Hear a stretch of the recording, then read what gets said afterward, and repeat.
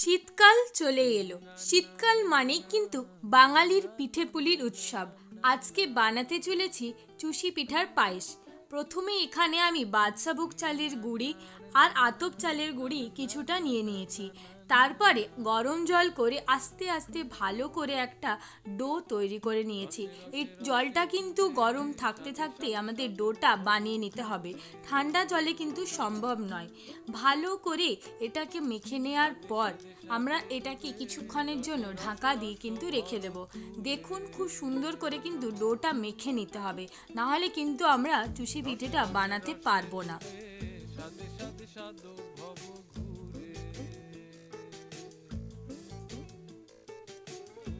এবার ডো থেকে কিছুটা অংশ নিয়ে এই রকম ভাবে চুষি পিঠেগুলোকে কিন্তু হাতের সাহায্যে সুন্দর করে বানিয়ে নিতে হবে। আরও একটা পদ্ধতিতে করা যায়, আপনারা যদি দেখতে চান তার জন্য কমেন্ট বক্সে কিন্তু লিখে জানাতে হবে, আমি তাহলে সেই ভিডিওটাও আপলোড করে দেব। এরকম ছোট্ট ছোট্ট একটু করে নিয়ে ডো থেকে আলতো হাতে কিন্তু এই চুষি পিঠেটা বানাতে হবে। বেশি চাপ দেওয়া যাবে না, তাহলে কিন্তু সুন্দর চুষি পিঠে তৈরি হবে না।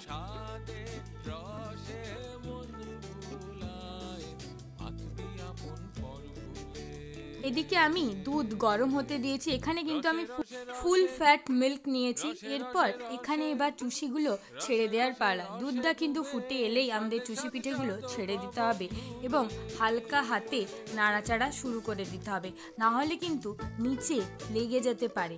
তাই কন্টিনিউয়াসলি আমাদের হালকা হালকা করে এই দুধে দেওয়া চুষি পিঠেগুলো নেড়ে যেতে হবে।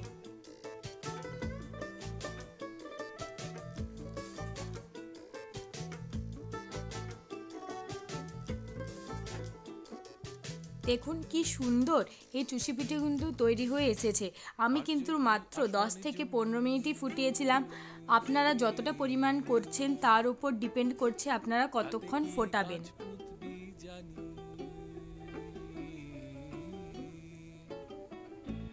এরপর এতে আমি কিছুটা নারকেল কোড়াও মিশিয়ে দিয়েছি এবং ভালো করে নাড়াচাড়া করে নেওয়ার পর কিছুটা কাজু আমি গুঁড়ো করে রেখেছিলাম, সেই কাজু গুঁড়োটাও কিন্তু ভালো করে মিশিয়ে নেব, যাতে টেক্সচারটা আরও ঘন এবং গাঢ় হয় আর খেতে ভীষণ ভালো হয়। আপনারা বাড়িতে কিন্তু ট্রাই অবশ্যই করবেন এই শীতে। সবশেষে আমি এখানে পাটালি গুড় ব্যবহার করেছি। আপনারা আপনাদের মিষ্টির স্বাদ মতো গুড় ব্যবহার করবেন। এছাড়াও এখানে চিনি ব্যবহার করা যেতে পারে। চিনি হলে 2 থেকে 250 গ্রাম চিনি হলেই আশা করি মিষ্টিটা ঠিক হয়ে যাবে। দেখুন আমাদের আজকের কিন্তু পিঠেপুলির রেসিপি তৈরি। এরপর বাটিতে সার্ভ করার সময় আপনারা কিন্তু কিছুটা গুড় ওপর থেকে গার্নিশ করার জন্য ছড়িয়ে দিলেই তৈরি আজকের রেসিপি। আপনারা এইভাবে আপনাদের প্রিয়জনদের সাথে পিঠেপুলি উৎসব পালন করুন আর আমাকে কমেন্ট বক্সে জানাতে ভুলবেন না আজকের রেসিপিটা কেমন লাগলো। যারা এখনও আমার চ্যানেল সাবস্ক্রাইব করেনি, সাবস্ক্রাইব বাটনটা ক্লিক করে দিন। লাইক শেয়ার কমেন্ট করতে কিন্তু একদম ভুলবেন না। দেখা হচ্ছে আবার একটা পিঠেপুলির উৎসবের রেসিপি নিয়ে।